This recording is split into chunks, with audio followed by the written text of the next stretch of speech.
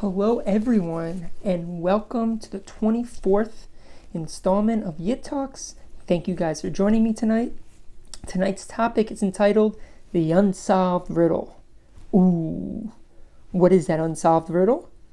Well, we'll see in a few minutes.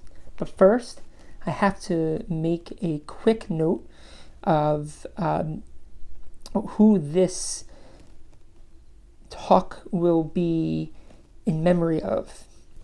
It's the first time I'm doing something of this sort, but just earlier today, a dear mentor, teacher, rabbi of mine, Rabbi Matzisyahu Rosenblum, Hebrew name Chezkiyahu Matzisyahu Yared ben Miriam, he passed away today, and I want to honor him in a small way by just making this talk in memory of him, amongst other things that I hope to do for him as well.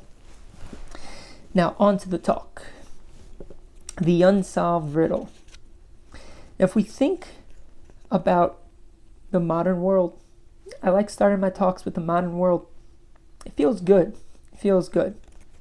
There's so much richness to speak about when we start talking about the modern world. We live in quite interesting times. What did you say? But in this modern world today, as long as a person has their needs met, there are certain aspirations that are common amongst many of us. Staying fit or weight loss, passive income, self-help, having friends that we can trust, that we can confide in. Confide in. No, I don't even know. I'm probably going to edit this part out. I think it's confide, to confide in. Yeah, I hope so. You know, having friends that we can trust and that we can speak to in a way that shows that we can open up to another human being. You know, you speak about in each of these, subjects, there's a guru that can tell you, how to best solve, the depressions and the frustrations of life that exists in front of us, or the perfect weight loss program that can promise great weight loss and a great looking body and a good self-esteem, or the perfect passive income that can allow a person to forget about, stressing about paying for that, that money for rent for the month or extra food on the table, whatever it may be. And when we think about these things, we all know kind of deeper in our hearts that the people that kind of promise these things, or the books that have sort of guarantees in these ways, that there's just something not right about it. And I think that we all kind of understand that, because these aspirations are not cookie cutter. They're not recipes. They're not something that any person, whether you're person A, person B, person C, can just take and put it in and then come out with an output of, hey, look, I'm successful in these ways. It works for some people. Those people write the books. Those people give those talks. Those people, start giving those promises. Or they accept those promises that others give them, or they buy those books, or they sign up to those people's, mess or class or something in that manner, and hope with all their heart that here it is, we're going to make this happen. These things are going to be right for me. They're going to come together now. And although it is true for some people, it's not true for all. And I think that's where we get into a sense of deceit, and not a deceit, not a conscious deceit on the people that write these books or give these talks, because they're helpful for many people, and it's very important for those people.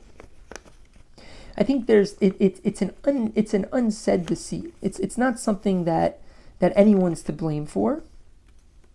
except for maybe just a sense of a promise that may be given over, that these things are going to be solved in a person's life by following my advice. I think in truth, these are the unsolved riddles of the modern age. There's no formulaic answer for anybody. However, a person that is able to have determination, a desire, a continual pursuit toward their goal, I think will ultimately discover that goal over time. And as long, I think, as a person can give themselves that type of slack where they can accept that time may be the one part of the equation that may not necessarily work in their favor, then I think a person can remain determined on the path for success. We all have these sort of aspirations.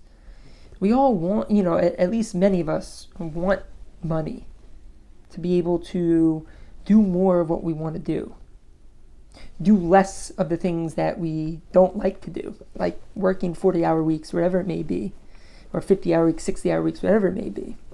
People want to look good. People want to exercise and feel good about themselves. People want close relationships in their life. It's a deep desire of humans. And I think a lot of us, including myself a lot of the time, can prematurely give up on these things just because it doesn't come quick enough. But that's the world we live in today. We live in a fast-paced society that almost demands things to happen right away. We used to have 24-hour photo development labs where, guaranteed 24 hours later, you have your picture in front of you. Imagine having to wait 24 hours today to have something. You can just go into, Walgreens or anything else and just click a few buttons, and within 5 minutes, you have your picture or anything else. Think about it. 24 hours is a long time these days. And that makes it all the more hard for us as a modern day man to accept that time sometimes must pass before we are successful. So I think that this message tonight is an important one if we can sort of harness the patience necessary to succeed.